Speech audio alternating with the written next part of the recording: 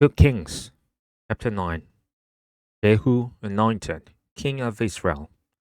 The prophet Elisha summoned a man from the company of the prophets and said to him, Tuck your cloak into your belt, take this flask of olive oil with you, and go to Ramoth Gilead. When you get there, look for Jehu, son of Jehoshaphat, the son of Nimshi. Go to him and get him away from his companions, and take him into an inner room. Then take the flask and pour the oil on his head, and declare, This is what the Lord says. I anoint you king over Israel. And open the door and run. Don't delay. So the young prophet went to Ramoth Gilead. When he arrived, he found the army officers sitting together. I have a message for you, commander, he said. For which of us? Asked Jehu. For you, commander, he replied. Jehu got up and went into the house. Then the prophet poured the oil on Jehu's head and declared, This is what the Lord, the God of Israel, says. I anoint you king over the Lord's people Israel. You are to destroy the house of Ahab your master, and I will avenge the blood of my servants and the prophets, and the blood of all the Lord's servants shed by Jezebel. The whole house of Ahab will perish. I will cut off from Ahab every last male in Israel, slave or free.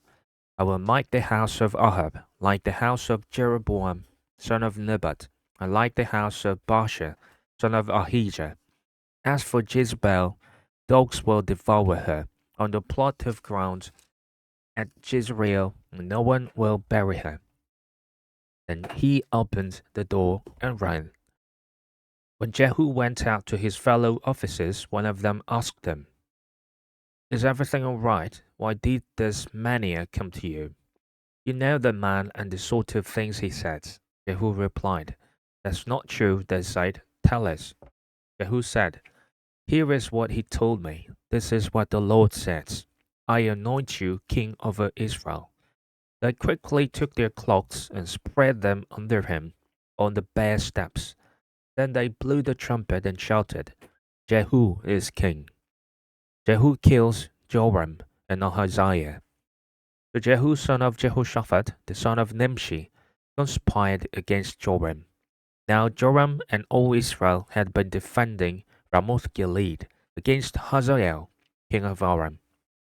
But King Joram had returned to Jezreel to recover from the wounds the Arameans had inflicted on him in the battle with Hazael, king of Aram. Jehu said, If you desire to make me king, don't let anyone slip out of the city to go and tell the news in Jezreel. Then he got into his chariot and rode to Jezreel, because Joram was resting there, and Ahaziah, king of Judah, had gone down to see him. When the lookout standing on the tower in Jezreel saw Jehu's troops approaching, he called out, I see some troops coming. Get a horseman. Joram ordered. Send him to meet them and ask, Do you come in peace? The horseman rode off to meet Jehu and said, This is what the king says. Do you come in peace? What do you have to do with peace? Jehu replied, Fall in behind me. The lookout reported, The messenger has reached them, but he isn't coming back. So the king sent out a second horseman. When he came to them, and they said, This is what the king says. Do you come in peace? Jehu replied, What do you have to do with peace? Fall in behind me. The lookout reported, He has reached them, but he isn't coming back either. The driving is like that of Jehu, son of Nimshi. He drives like a maniac. Hitch up my chariot, Joram ordered.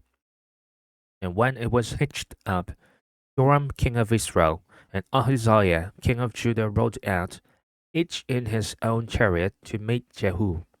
They met him at the plot of ground that had belonged to Naboth the Jezreelite.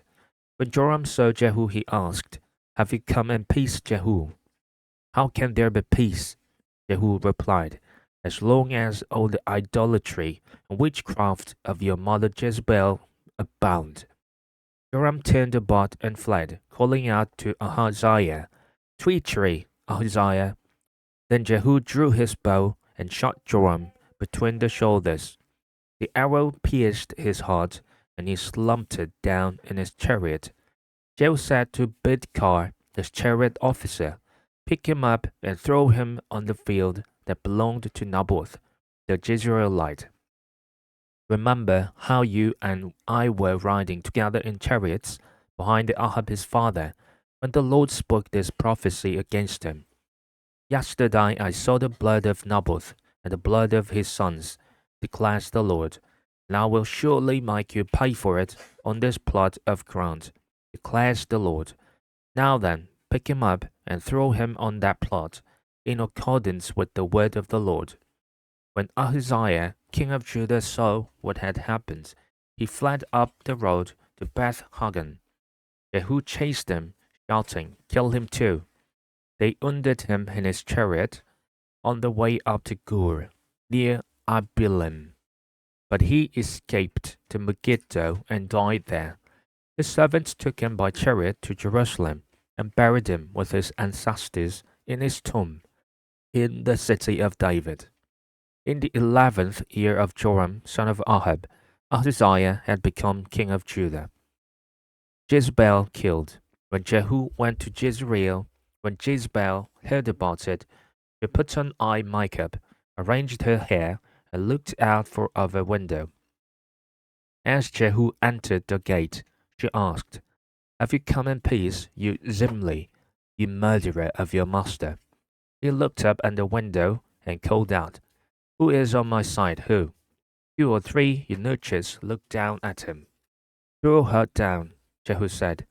So they threw her down, and some of her blood spattered the wall and the horses as they trampled her underfoot. Jehu went in and ate and drank. "Take care of that cursed woman," he said, "and bury her, for she was a king's daughter." But when they went out to bury her, they found nothing except her skull, her feet, and her hands. They went back and told Jehu, who said, "This is the word of the Lord, that he spoke through his servant Elijah the Tishbite. On the plot of ground at Jezreel, dogs will devour Jezebel's flesh. Jezebel's body will be laid down on the ground in the plot at Jezreel, so that no one will be able to say, 'This is Jezebel.'" 2 Kings chapter 10. Ahab's family killed. Now there were in Samaria 70 sons out of the house of Ahab. So Jehu wrote letters and sent them to Samaria, to the officials of Jezreel, to the elders, to the guardians of Ahab's children. He said, "You have your master's sons with you, and you have chariots and horses, a fortified city and weapons. Now, as soon as this letter reaches you, choose the best and most worthy of your master's sons, and set him on his father's throne. Then fight for your master's house." But they were terrified and said, "If 2 kings could not resist him, how can we?" So the palace administrator, the city governor, the elders, and the guardians sent this message to Jehu: "We are your servants, and we will do anything you say.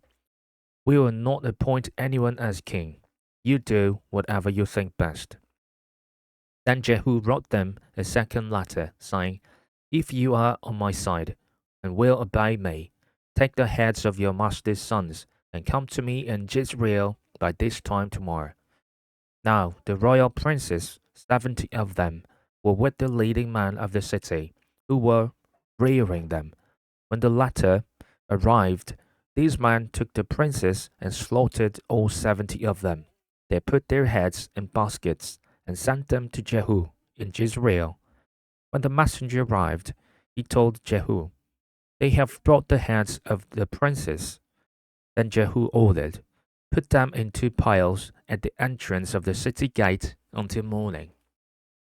The next morning, Jehu went out. He stood before all the people and said, "You are innocent. It was I who conspired against my master and killed him. But who killed all this? Now then, that not a word the Lord had spoken against the house of Ahab will fail.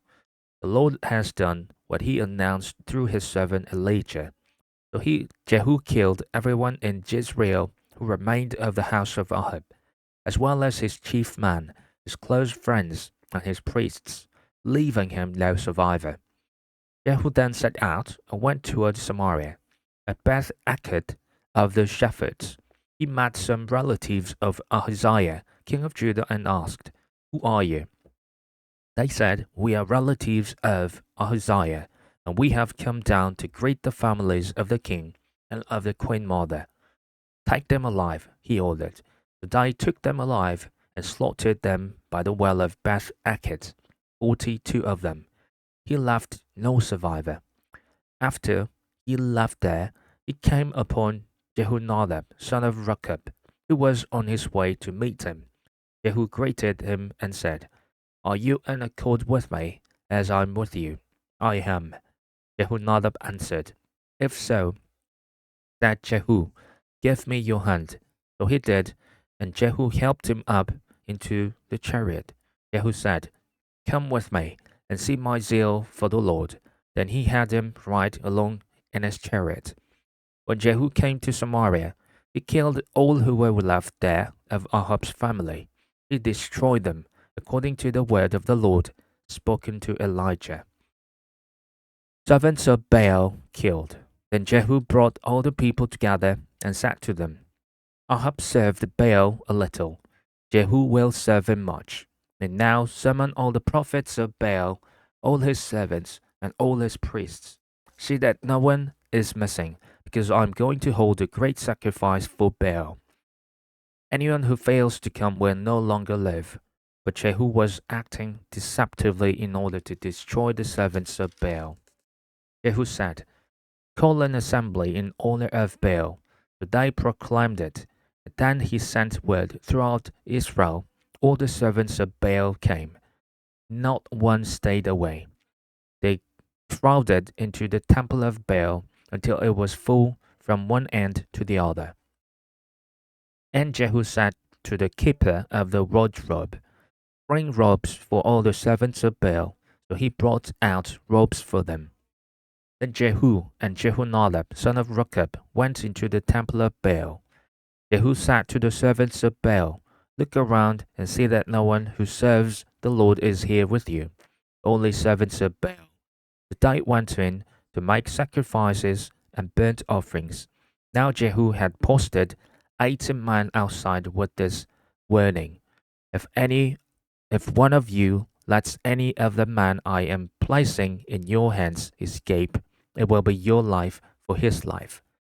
As soon as Jehu had finished making the burnt offering, he ordered the guards and officers, "Go in and kill them.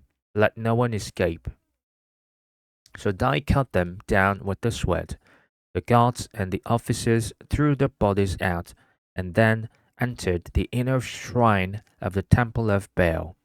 They brought the sacred stone out of the temple of Baal and burned it. They demolished the sacred stone of Baal and tore down the temple of Baal, and people have used it for a latrine to this day. So Jehu destroyed Baal worship in Israel. However, he did not turn away from the sins of Jeroboam, son of Nebat, which he had caused Israel to commit, the worship of the golden calves at Bethel and Dan. The Lord said to Jehu, "Because you have done well in accomplishing what is right in my eyes, and have done to the house of Ahab all I had in mind to do, your descendants will sit on the throne of Israel to the 4th generation." Yet Jehu was not careful to keep the law of the Lord, the God of Israel, with all his heart. He did not turn away from the sins of Jeroboam, which he had caused Israel to commit. In those days, the Lord began to reduce the size of Israel. Hazael overpowered the Israelites throughout their territory, east of the Jordan, in all the land of Gilead, the region of Gad, Reuben, and Manasseh, from Aroer by the Arnon Gorge through Gilead to Bashan. As for the other events of Jehu's reign, all he did and all his achievements, are they not written in the book of the annals of the kings of Israel? Jehu rested with his ancestors and was buried in Samaria. And Jehoahaz, his son, succeeded him as king. The time that Jehu reigned over Israel in Samaria was 28 years.